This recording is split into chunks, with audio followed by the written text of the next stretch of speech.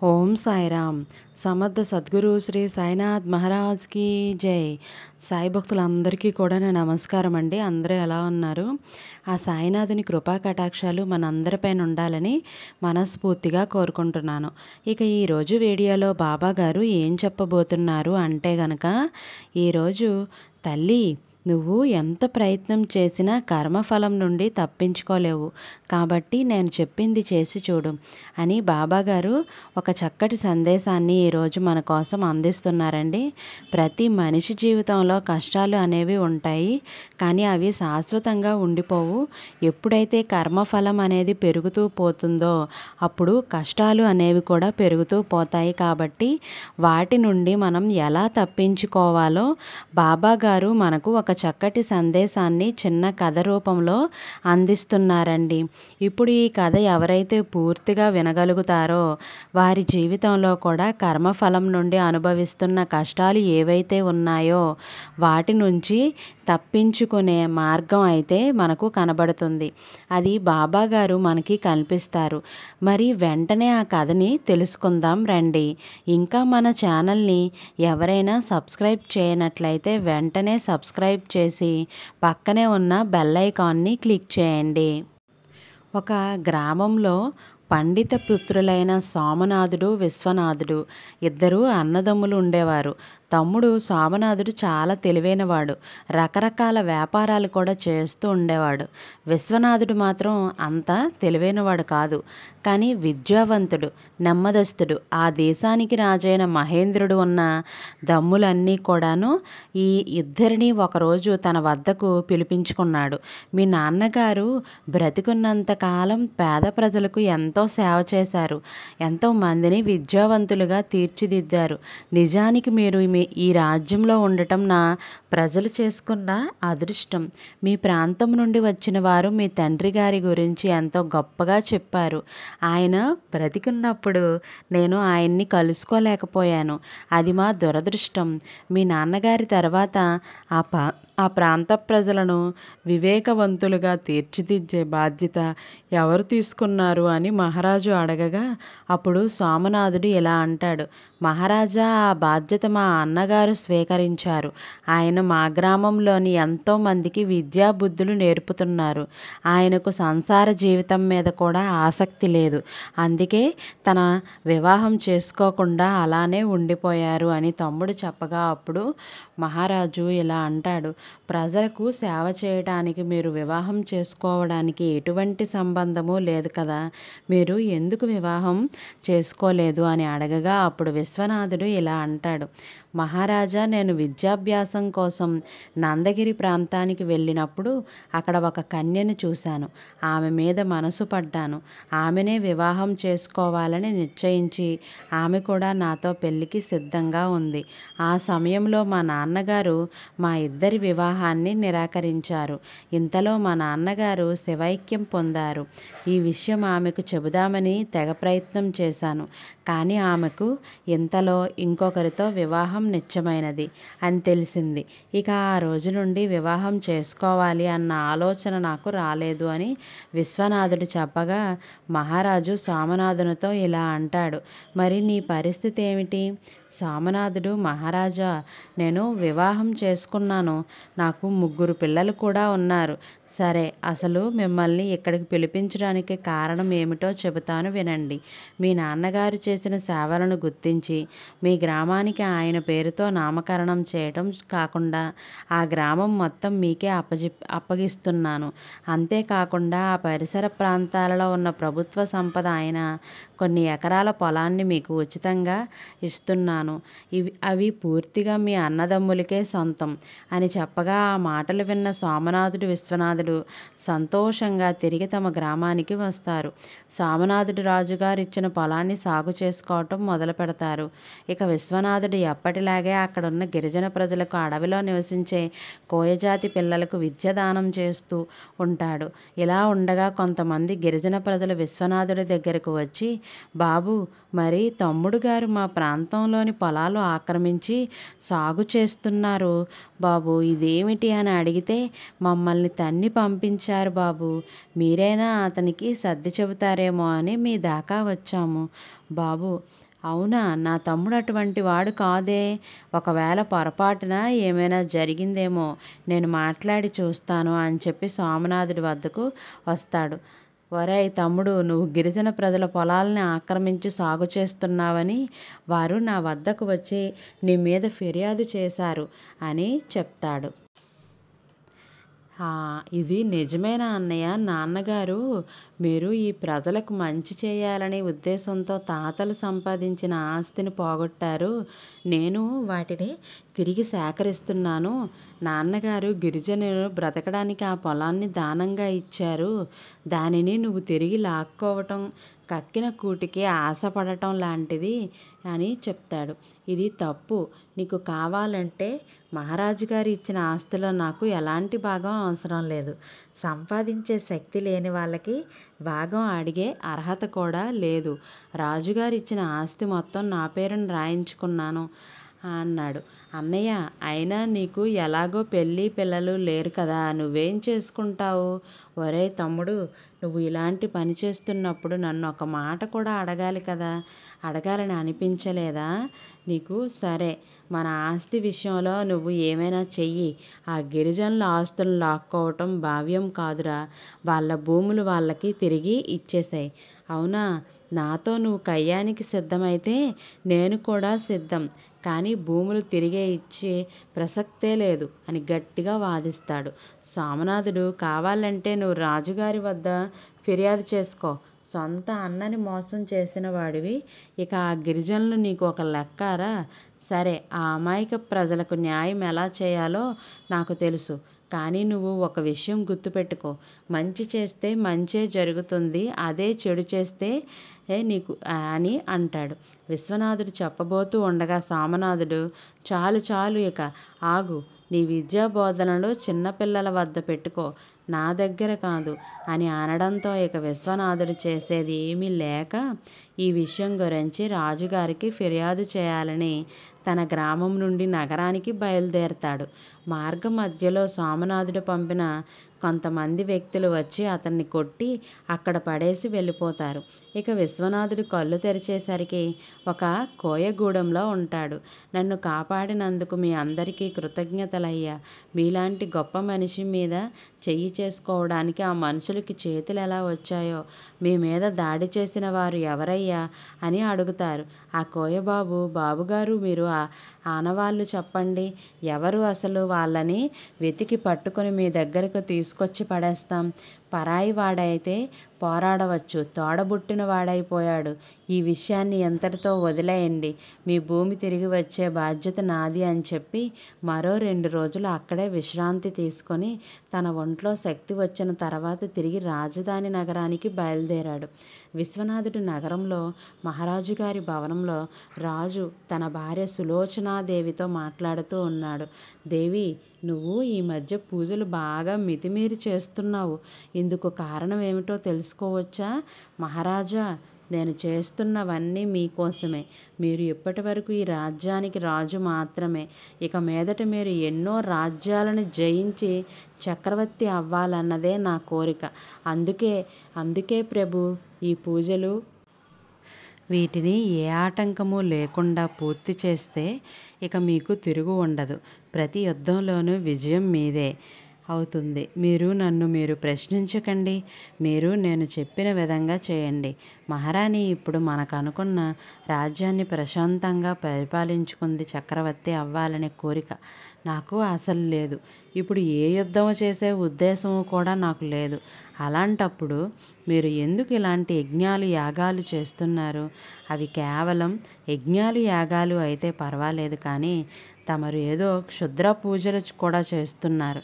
అవి నాకు తెలిసింది అని మహారాణితో మహారాజు అంటూ ఉండగా ఇంతలో అక్కడికి 8 ఏళ్ల రాకుమారుడు అమ్మా అంటూ రాణి దగ్గరకు వస్తాడు.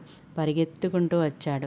ఆమె దగ్గరకు తీసుకుంటూ ఇలా అంటుంది, చక్రవర్తి అవ్వాలన్న ఆశ మీకు లేకపోవచ్చు, కానీ నా కుమారుడిని చక్రవర్తిని చేయాలన్న ఆశయం నాకు ఉంది. నాకు ఎంతో అవసరం. ఈ విషయంలో రాజు రాణితో ఎంతో చెప్పినా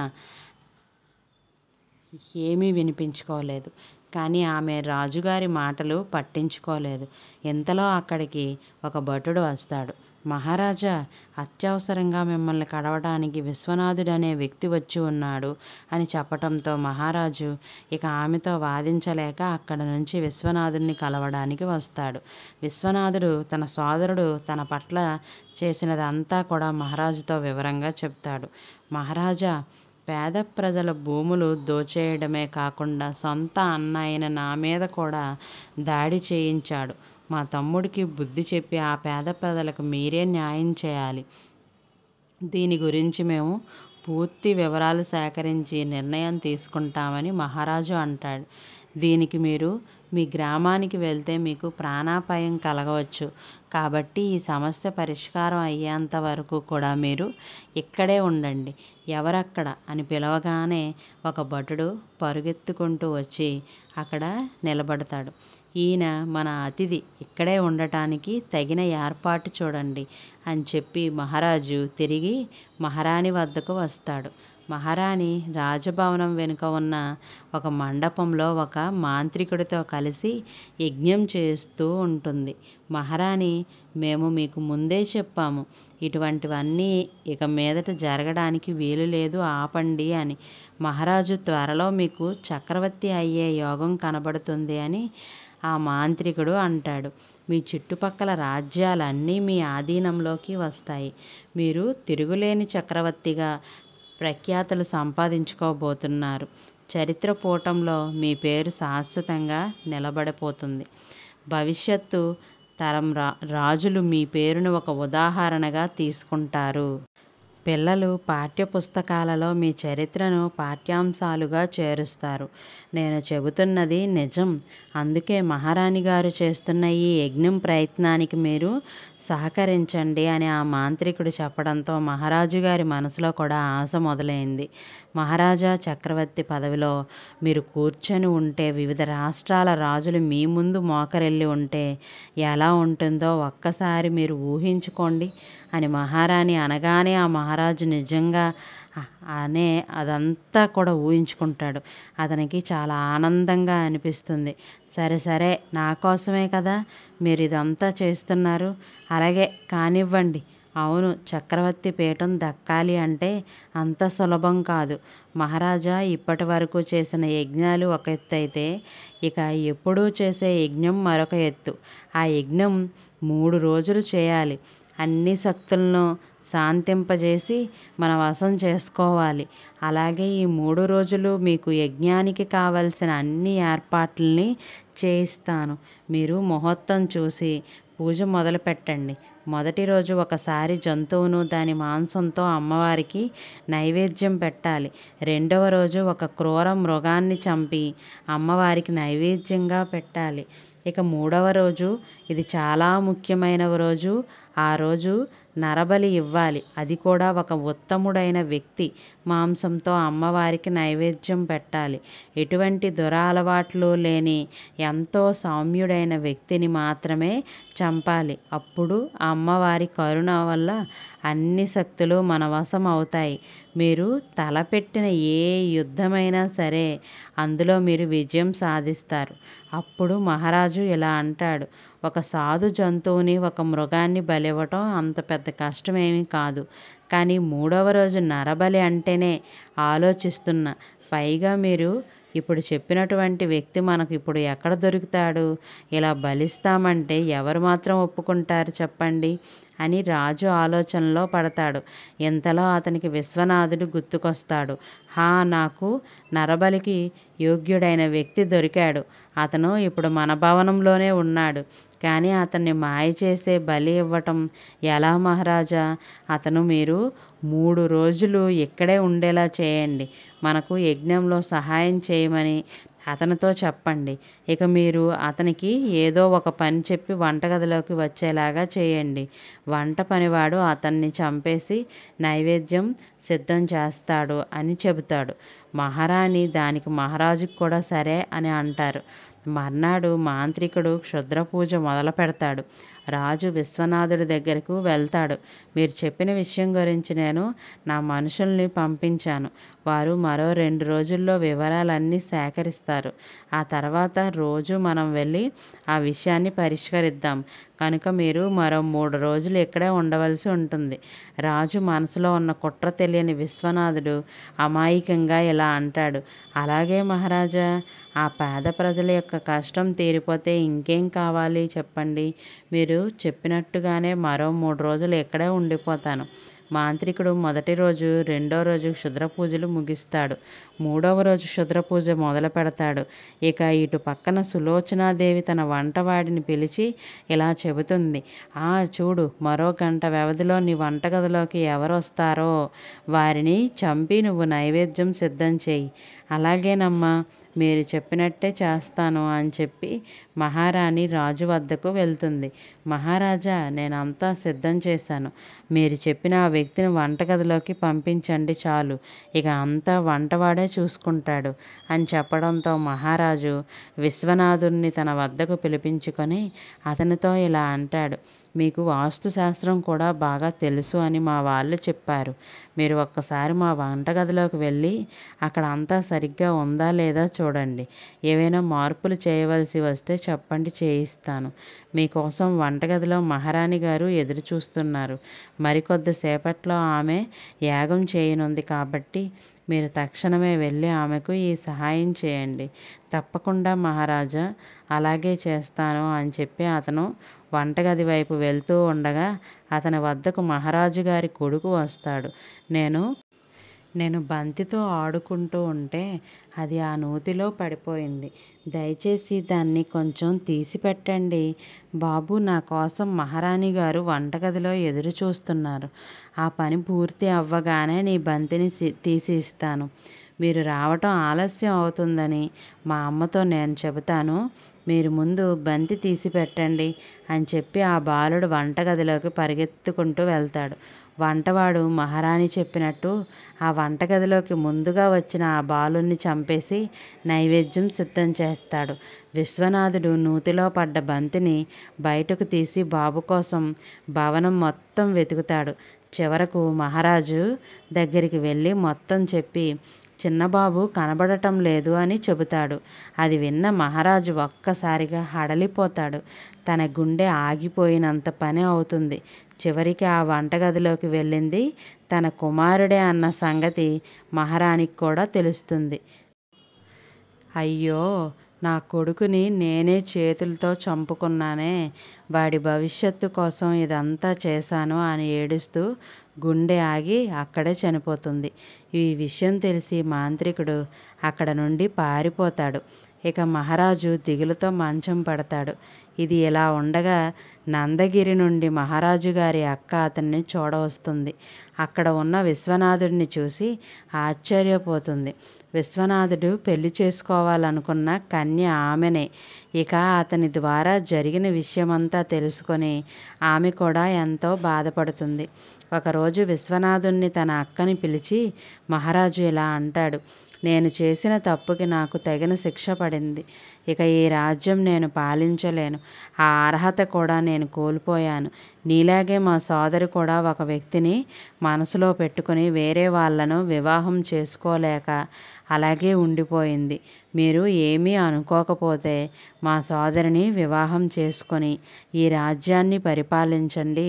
ఈ రాజ్యానికి రాజువై నువ్వే పరిపాలించు అని చెప్పి విశ్వనాథుడికి ఆమెను ఇచ్చి వివాహం చేసి ఆ దేశానికి రాజును చేస్తాడు. ఇక తనకు వచ్చిన అధికారంతో తమ్ముడు ఆక్రమించిన పొలాలను పేద ప్రజలకు ఇప్పిస్తాడు. విశ్వనాథుడు ఇక తర్వాత పారిపోయిన ఆ మాంత్రికుడిని వెతికి తీసుకొస్తాడు. అతనిని చూసి విశ్వనాథుడు ఇలా అంటాడు. ప్రస్తుతం మనం చేసే పనులను బట్టి భవిష్యత్తు ఆధారపడి ఉంటుంది. మనం మంచి ఆలోచనలు చేస్తే ఇక మంచే జరుగుతుంది. ఇలా క్షుద్ర పూజలు చేయటం వల్ల కాదు, ఇతనిని జీవిత ఖైదీ చేయండి అని ఆజ్ఞాపిస్తాడు. విశ్వనాథుడు అలా మహారాజు దురాశతో తాను చేసిన కర్మఫలం వలన తన కుటుంబాన్ని జీవితాన్ని కోల్పోయాడు. ఇక విశ్వనాథుడు కర్మఫలంతో ప్రేమించిన యువతిని పెళ్లి చేసుకోవడమే కాకుండా మహారాజు కూడా అవుతాడు. దీన్ని బట్టి బాబాగారు ఏం చెప్పబోయారు అన్నది మీకు అర్థమవుతుంది. కర్మఫలం అనేది మనం చేసే పనులను బట్టే ఉంటుంది. ఆ పనులు అనేవి మనం ఎలా చేస్తే ఆ విధంగా ఆ కర్మఫలం అనేది మన చుట్టూ తిరుగుతూ ఉంటుంది. ఎవరైతే మంచిని మాత్రమే నమ్ముకొని ఉంటారో అలాంటి వారికి ఆ భగవంతుడు ఎప్పుడూ కూడా సదా తోడు ఉండి కాపాడుతూ వస్తాడు. ఈ కథలో విశ్వనాథుడు కేవలం మంచి మాత్రమే చేస్తూ వచ్చాడు. లేని వారికి విద్యని దానం చేశాడు. అంటే తనకున్న జ్ఞానాన్ని దానం చేశాడు.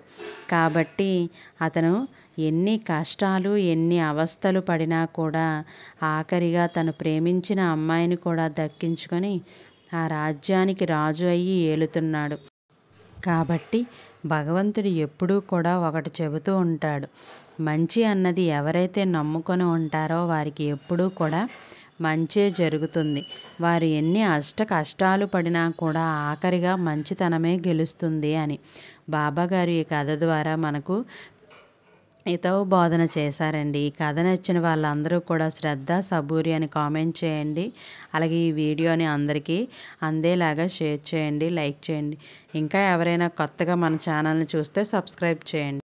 రేపటి సాయివాక్కతో మళ్ళీ కలుద్దాం. సర్వే జన సుఖినో భవంతు. Thank you for